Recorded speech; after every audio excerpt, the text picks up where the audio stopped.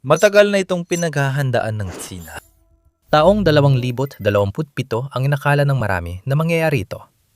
Ang pananakop sa Taiwan na palaging ibinabanta ni Pangulong Xi Jinping.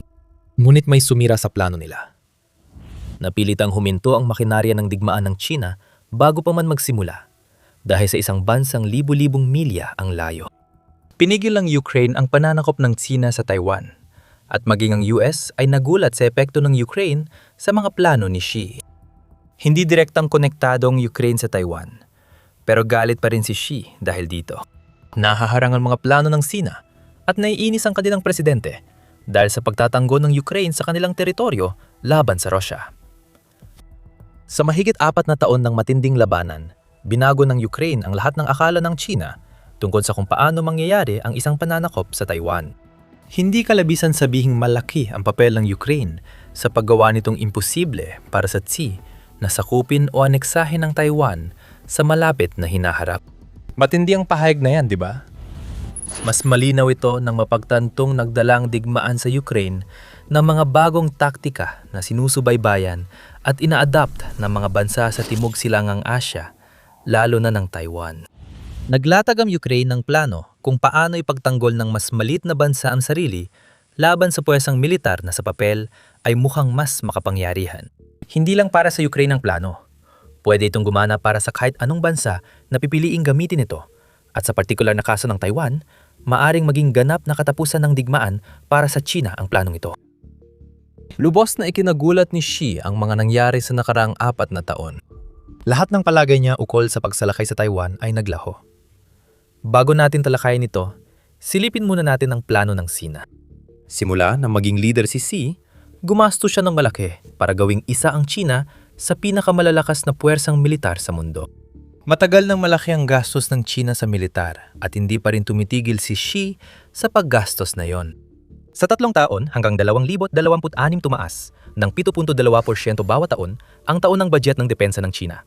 At sa 2026, magkakaroon pa ulit ng dagdag na 7% na pagtaas. Ang naging bunga ng lahat ng paggastos na ito ay ang pagbuo ng isang puwersang dapat ay higit pa sa sapat para sakupin ang Taiwan. Ayon sa Global Firepower, ang China ang ikatlong pinakamalakas na militar sa mundo. Ang hukbong dagat ng China ang pinakamalaki sa buong mundo pagdating sa bilang ng mga sasakyang pandagat.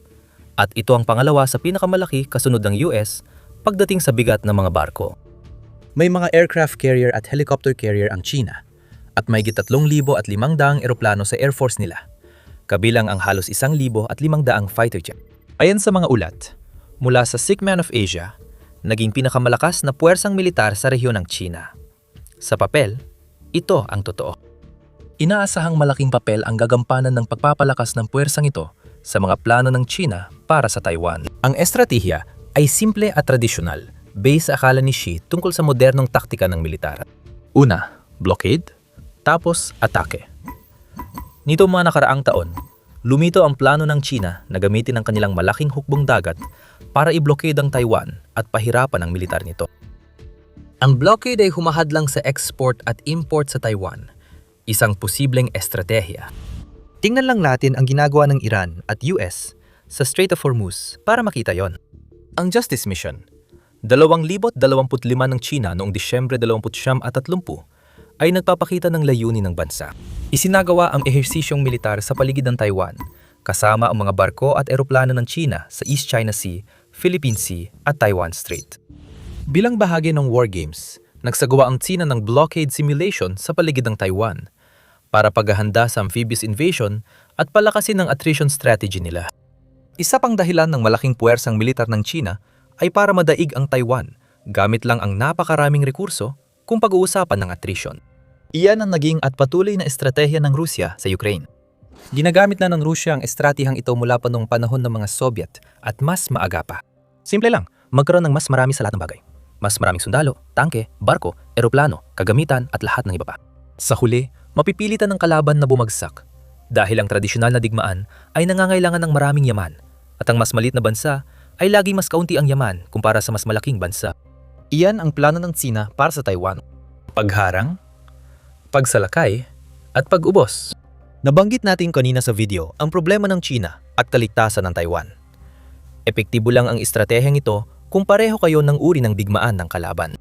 Hindi ganito ang ginagawa ng Ukraine sa Russia. Kaya ang mga palagay ng China tungkol sa pagsalakay sa Taiwan, sa dagat o lupa ay wala na ngayon. Ipinakita ng Ukraine na ang makabagong estratehiya sa digmaan ay nagpapalakas ng depensa ng mas maliit na bansa laban sa sumasalakay na puwersa. Ganyan ang nangyayari sa Ukraine ngayon. Digmaan pa rin ito ng pag-ubos, pero hindi na tungkol sa dami ng yaman. Mahalaga ngayon ang paghanap ng pinakamatipid na paraan para sirain ang dala ng kalaban sa labanan. Malamang nahulaan mo na kung anong pag-uusapan natin dito, mga drone. Mayroong ang Ukraine ito. Gusto ito ng Taiwan at kinatatakutan ng China. Hindi magiging madali para sa China na sakupin ang Taiwan kahit gaano karaming pera, tao at bakal ang gamitin ni Xi. Marami pang kailangang harapin. Malalakas ang alon sa kipot ng Taiwan sa malaking bahagi ng taon. Kaya minsan, kailangan nilang itigil ang pagsalakay. Kakaunti lang ang dalampasigang pwedeng lapagan mula sa strait. At lahat ay puno ng mga depensa ng Taiwan. Mga monsoon, bagyo, bundok, at matinding depensa ang haharapin ng sinumang sundalong Chino na sasalakay doon. Ang orihinal na mga plano para salakay ng Taiwan ay nagpapakita pa rin na naghahanda ang China para sa napakaraming kaswalti na maaring umabot sa daan-daang libo kung hindi man milyon. Ang laki ng magiging gastos na ito ang dahilan kung bakit ginugol ng China ang napakaraming oras sa paghahanda para sa isang pagsalakay. Na kung titingnan lang natin ang mga numero, dapat ay kayang-kaya nilang talunin ang militar ng Taiwan. Ginawang susi ng China ang mga misil sa estratehiya nito. Kahit alam nilang may sapat na depensa ang Taiwan laban dito. Mas mahalaga pa rin ang naval blockade kahit may dalawang masamang epekto ito. Ang mga barkong gagamitin sa blockade ay hindi na magagamit sa pagsalakay. Pangalawa, mas mahalaga. Nagiging madaling target ang mga barko sa blockade ng China. Dito, nagsimulang magbago ang sitwasyon at lumitaw ang plano ng Ukraine laban sa Rusya.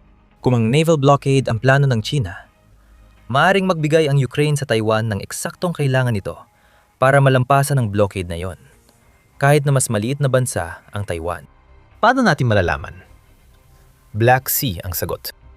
Pero bago natin pag-usapan yan, ito ang dahilan kung bakit namin ginagawa ang The Military Show, para ipaliwanag kung paano talaga gumagalaw ang kapangyarihan sa larangan ng labanan. Kung bago ka lang sa channel, siguraduhin mag-subscribe ka para makapanood ka pa ng mas marami pang ganitong mga video. Ang layunin ng China sa Taiwan Strait at karatig dagat ay katulad ng gustong gawin ng Rusya sa Black Sea. Ginamit ng Rusya ang kanilang mga barkong pandigma para gawing death zone ang Black Sea laban sa kargamentong barko ng Ukraine at para gawing ligtas na ruta ng pagpapadala ng tropa at kagamitan mula Crimea at Rusya papuntang mainland Ukraine.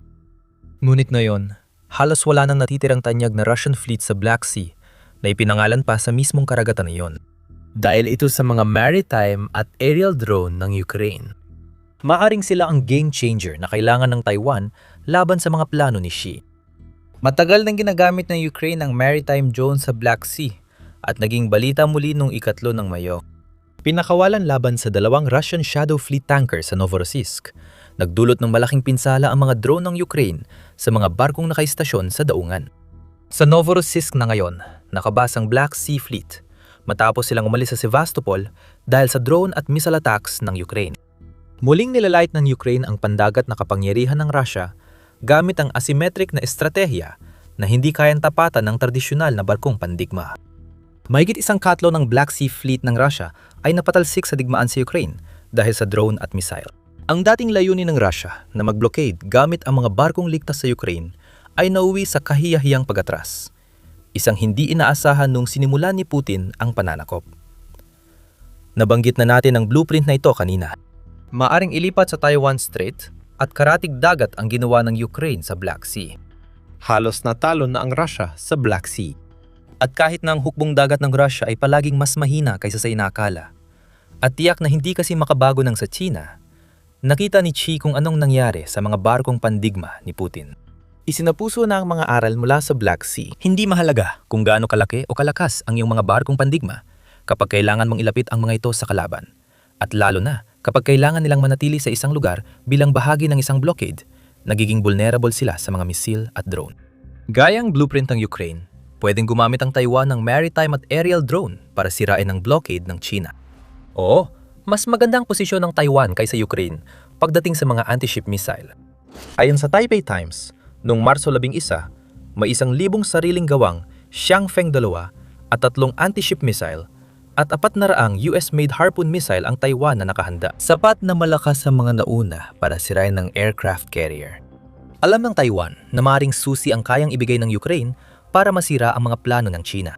Alam ito ng Ukraine, kaya bumubuo sila ng koneksyon sa buong Asia, kasama ang isang di-inasahang bansa na ilalantad sa dulo ng video para magpadala ng mensahe sa China na mapipigilan ang ambisyon ni Xi. Mas lumalakas ang relasyon ng Taiwan at Ukraine mula nang ilunsad ni Putin ang kanyang pagsalakay sa Ukraine, dahil nakikita ng Taiwan ang pagkakatulad ng kilos ni Putin at balak ni Xi. Noong Nobyembre 2023, pumirma na ang Taiwan ng mga Memorandum of Understanding kasama ang Ukraine sa isang komperensya para tulungan ng Ukraine makabangon. Nagbigay ang Taiwan ng makataong tulong sa Ukraine sa buong pananako at tumibay pa ang relasyon nila matapos lumagda ng 6 na MOU sa Poland noong 2023. Pagkalipas ng 2 taon, pumirma ulit ang Taiwan ng kasunduan sa Ukraine para sa programang medical na naglalaan ng pagsasanay para sa mga doktor, kagamitang medical at iba pang suporta. Hindi nagbigay ng tulong militar ang Taiwan sa Ukraine para maiwasan ang tensyon sa Indo-Pasipiko. Ngunit ang dating makataong ugnayan ay tila magbabago na. Noong Enero 23, iniulat ng Indo-Pacific Defense Forum na nais ng Taiwan makipagtulungan sa Ukraine para paunlarin ang drone capability nila. Sabi ng forum, magiging opisyal ang mga uri ng pakikipagtulungan na dati nang nabubuo sa pribadong paraan at susuporta ito sa mga inisyatiba sa Taiwan, tulad ng 5 taong drone program na sinimulan doon noong 2025. Tumatatag ang ugnayan ng Taiwan at Ukraine. At sa pagkadismaya ni Xi, kinikilala ng Taiwan na Ukraine ang gumawa ng plano laban sa paglusob ng hukbong dagat ng China. Pinapapansin ng mga bansa sa Indo-Pacific ang ginawa ng Ukraine laban sa Russia at ginagaya ang mga taktikang gamit ang drone. Gumagamit ang Thailand ng mga drone na katulad ng sa Ukraine upang targetin ang mga puwersa ng Cambodia. Ulat ng Telegraph. Sa 2026 Defense Services Asia Exhibition sa Malaysia, tampok na tampok ang mga drone. Ipinakita ng exhibition ang mataas na demand sa Asia para sa mga sandatang gamit ng Ukraine. Maging sa kanluran ng Indo-Pasipiko hanggang sa rehiyon ng Golpo, may senyales ng posibleng mangyari sa pagitan ng Ukraine at Taiwan. Lumagdang Ukraine ng mga kasunduang pangdepensa na tatagal ng 1 dekada kasamang ilang bansa sa Gulf na naapektuhan ng digmaan sa pagitan ng US at Iran, at ang mga drone ang sentro ng mga kasunduang iyon. Galit si Putin na makita ang Ukraine na may malaking impluwensya sa Asia, pero mas magagalit si Xi. Pinapanood niya na parang nauuwi sa wala ang literal na mga dekada ng pamumuhunan para gawing pangunahing puwersang militar ang China, habang ang mga drone ay nagiging pangunahing sandata ng iba't ibang uri ng mga bansang sinusubukan takutin ng China gamit ang kapangyarihan nito. Nakita ni Xi kung paanong pinatatag ng Taiwan ang ugnayan nito sa Ukraine. Kaya alam niya na ang anumang pananakop ay magdudulot ng suporta ng Ukraine sa Taiwan gamit ang drone at kaalaman. Iyan ang ginagawa ng Ukraine sa Gulpo. At ang katotohanang nangyayari ito ay nagpapakita kay Xi na hindi niya maasahan si Putin at ang kanyang mga puwersa para ilihis ang atensyon ng Ukraine mula sa pagbuo ng ganitong mga relasyon. Layunin ng China na ihiwalay ang Taiwan, pero mukhang pipigilan yon ng Ukraine. May isa pang paparating na pasabog. Bago tayo makarating doon, narito ang balak ni Xi at ang totoong mangyayari. Gustong gamitin ni Xi ang giyera sa Ukraine bilang distraction at training ground ng mga sundalong Chino. Habang abala ang mundo sa Ukraine, hindi nito mapapansin ang mga plano ng China sa Taiwan. Nang inilunsad ng US ang Operation Epic Fury laban sa Iran, isa na namang distraction yon. Malaki ang tsansa na tutulong ang US sa pagtatanggol ng Taiwan kung sakaling salakayin ito ng China. Madalas magkasalungat ang pahayag ni Pangulong Donald Trump ng US, pero giit niya, ligtas ang Taiwan habang siya ang presidente. Lahat ng kaguluhan, gaya sa Iran, ay pabor kay Xi. Sabi ng The Hill, noong Abril 2025, nagpadala umano ang China ng 200 sundalo sa Ukraine para matuto mula sa mga nangyayari sa frontline. Inasahan ng digmaan sa Ukraine na maging susi sa pagsalakay ng China sa Taiwan. Ngayon, ang parehong digmaan na yon ang nagbibigay ng mga aral at marahil ay malapit na ring magbigay ng mga kagamitan na magpapahintulot sa Taiwan na ipagtanggol ang sarili nito. Simple lang ang realidad na napilitang tanggapin ni Xi. Nababahala ang China sa posibleng epekto ng mga drone sa kanilang barko kung lusubin nila ang Taiwan. Wala pang tulungan ang Ukraine at Taiwan sa paggawa ng drone. Pero natatakot pa rin si Xi dahil alam niyang naipakita na ng Ukraine ang huwaran ng kailangan gawin ng Taiwan. Makikita natin na nagbago na ang pananaw ng China sa pagsakop sa Taiwan. Naalala mo bang nasabi namin na maraming naniniwalang sasakupin ng China ang Taiwan sa 2027? Mukhang hindi na yon ang kaso ngayon. Iniulat ng Sky News na naniniwala ang mga ehensya ng intelihensya ng US na hindi na nagpaplano ang China na sakupin ng Taiwan sa 2027 at sa halip ay naghahanap ng paraan para makuha ang kontrol sa isla nang hindi gumagamit ng anumang uri ng pag-ataking militar. Hindi yan nagkataon. Talagang pagbabago yan. Ang maliliit at murang drone sa himpapawid na may sapat na abot ay maari maging nakamamatay sa China, lalo na laban sa mga bagong ideya tulad ng mobile pier para suportahan ang pagsakop sa Taiwan. Ang mga maritime drone na nagpapalubog ng mga barkong Ruso sa Black Sea ay maaring kasing delikado rin sa mga barkong pandigma ng China, maging ito man ay mga sasakyang bumubuo ng blockade o mga barkong sumusubok na dumaan sa Taiwan Strait para sa isang amphibious landing. Kahit mas malakas ang puwersang pandagat ng China kontra Taiwan kaysa lakas ng Russia sa Black Sea, hindi pa rin kayang dalhin ng China ang tropa nila sa Taiwan sa lupa, di gaya ng ginawa ng Russia sa Ukraine. Paglapag mula sa dagat, at himpapawid lang ang opsyon nila. Ang drone plan ng Ukraine ay ginawa para malampasan ang parehong hamon. Ngayon, narito ang twist. Hindi lang Ukraine at Taiwan ang problema ni Xi. Sa India, makikita ring pinapalakas ng Ukraine ang impluwensya nito. Tulad ng China, sinamantala ng India ang murang langis mula Russia dahil sa mga sanksyon. Ngunit nagbago rin ang paninindigang pandepensa ng India mula nang magsimula ang digmaan sa Ukraine. Ang isang bansa na dating 76% ng inaangkat itong armas ay galing sa Russia. Mula 2009 hanggang 2013 ay unti-unting binabawasan ang pagbili ng mga armas mula Russia, hanggang sa umabot na lang ito sa 36% ng kabuuang inaangkat mula 2019 hanggang 2023. Isa sa pumalit sa Russia bilang tagapagtustos ng armas sa India ay posibleng Ukraine. Noong Enero 20, isiniwalat na bumili ang India ng VBAT drones na nasubukan na sa labanan sa Ukraine, na isang palatandaan ng isa sa pinakamalalaking karibal ng China para sa dominasyon sa Asia, ay nagsisimula na ring matuto ng mga aral mula sa bansang nagbigay ng makapangyarihang blueprint sa Taiwan. Ito ay problema ng China. Kung magsimulang suportahan ng India ang Ukraine at ganun din pabalik, magiging mas mahirap para sa China na pasukin ng India. Siyempre, ganun din ang sitwasyon para sa Taiwan, gaya ng ipinaliwanag natin, pati na rin sa buong rehiyon ng Indo-Pasipiko. Matapos ang maraming taon ng paghahabol sa pinakamalalaking militar sa mundo, hanggang sa maging nangungunang puwersa sa Indo-Pasipiko, kailangan na ngayong muling suriin ng China ang bawat planong ginawa nito para igiit ang dominasyong militar nito. At ngayon ay may posibilidad, gaano man ito kaliit, na maaring magpasya ang China na tuluyang kansilahin ang kanilang mga plano para sa Taiwan at sa halip ay ituon ang pansin sa ibang bansa na may teritoryong inaangkin ng China. Ang bansang iyon ay Rusya. Maaring matuklasan ni Putin na siya pala ang huling domino na babagsak dahil sa mga di inaasahang kaganapang geopolitikal mula sa kanyang pananakop sa Ukraine. Pinatibay ng pananakop ang Ukraine. Ang depensa nilang drone ay naging inspirasyon sa maliliit na bansang tulad ng Taiwan. Humaharap ang China sa matinding problema sa Indo-Pasipiko dahil sa bagong kaalaman sa makabagong pakikidigma. Maaring magdulot ang pagbabagong yon na ito ng China ang pansin sa Hilaga para habulin ng mga lupaing Russian na marami na ang marunong mag-Chinese. Posible kayang magbanggaan sina Xi at Putin? Iyon ay magiging isang pangyayari na halos imposibleng mangyari ilang taon lang ang nakalipas. Noong tila, ang Taiwan ang pangunahing focus ng China. Pero maaring nasasaksiyan na natin ang simula ng unti-unting pagpasok ng China sa Rusya. Matagal nang ginagamit ni Xi ang lumalalang desperasyon ni Putin. Unti-unti na napupunta sa China ang lupa ng Rusya at baka hindi na magtagal bago isantabi ni Xi ang Taiwan at humarap na lang sa humihinang Rusya. Maaring hindi makigilan ito ni Putin at maaari mong malaman pa ang iba sa panonood ng aming video. At kung nagustuhan mo ang video na ito, siguraduhin mag-subscribe ka sa The Military Show kung gusto mo pang makakita ng mas maraming pagsusuri tungkol sa pinakabagong mga kaganapang heropolitikal. At salamat sa panonood.